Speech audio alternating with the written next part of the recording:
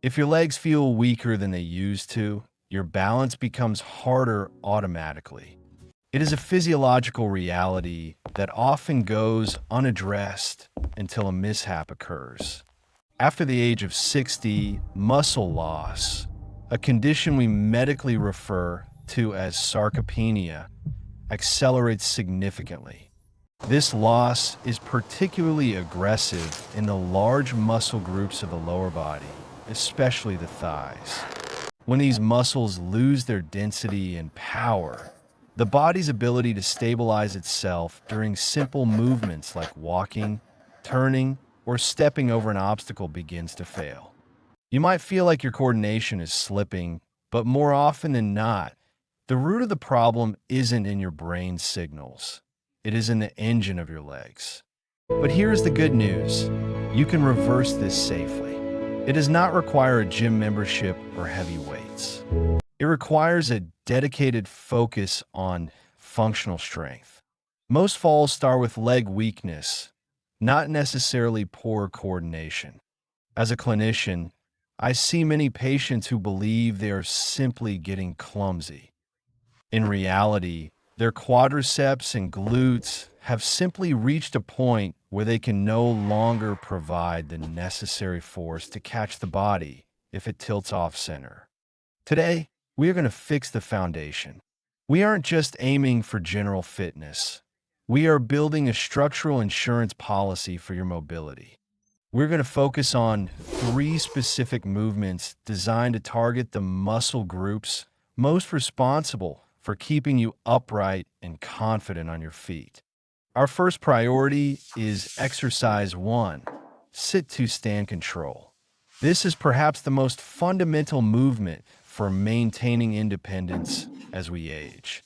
If you can move from a seated position to a standing position with power and control, you significantly decrease your risk of a fall during daily transitions.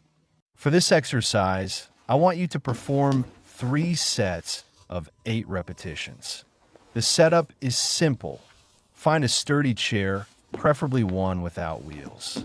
Sit toward the front edge of the seat with your feet flat on the floor, hip width apart. Now, the execution is where the magic happens.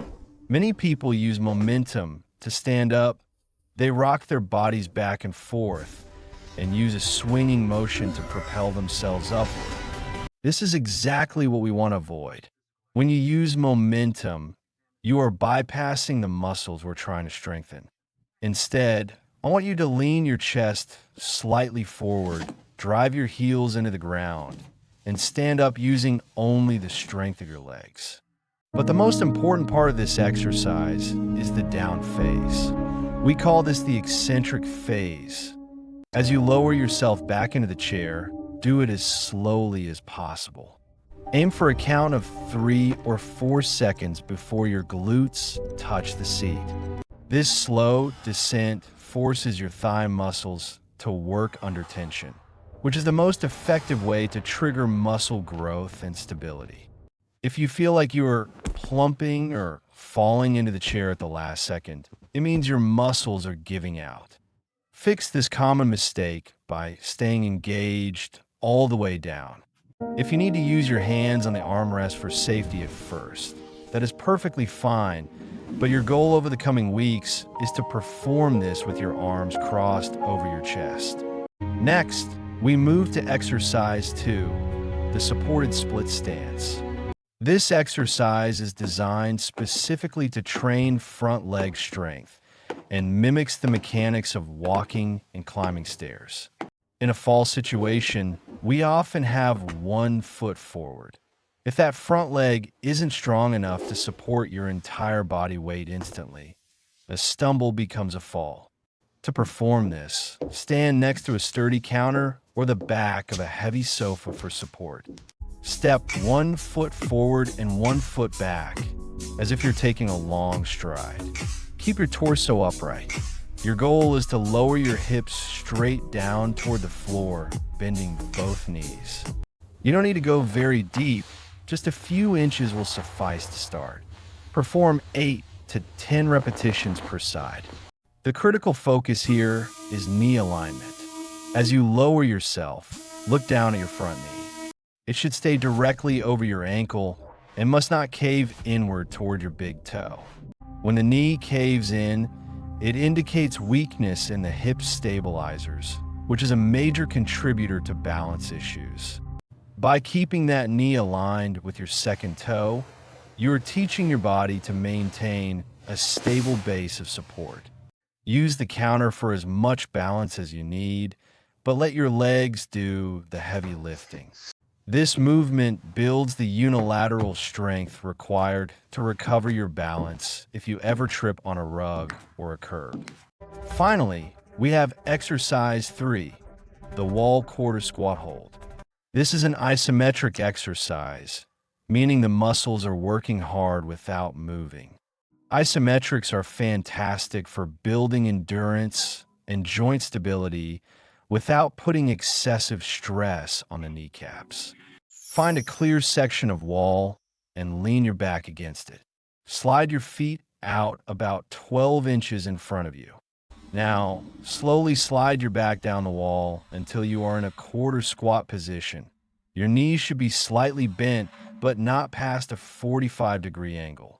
This is a safe range of motion, ROM, that protects your joints while demanding a lot from your quadriceps.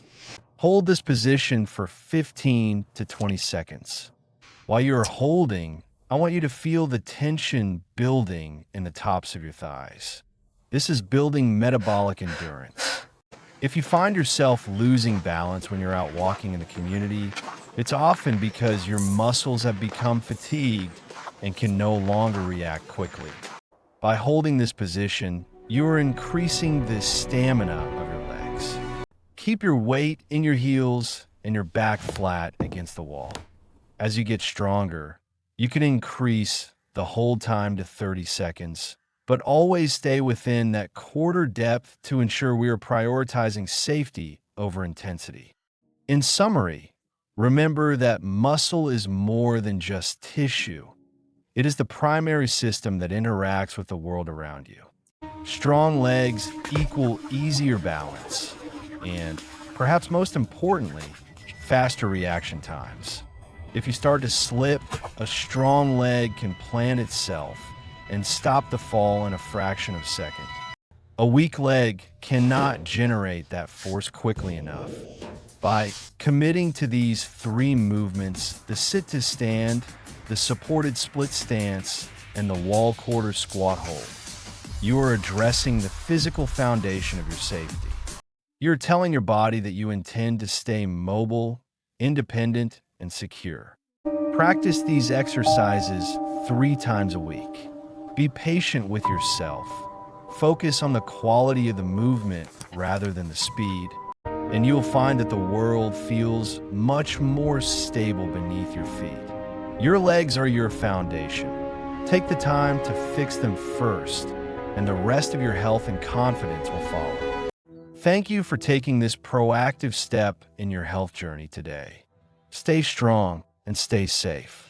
If you'd like to keep improving your balance, strength, and mobility after 60, watch the next video on your screen now.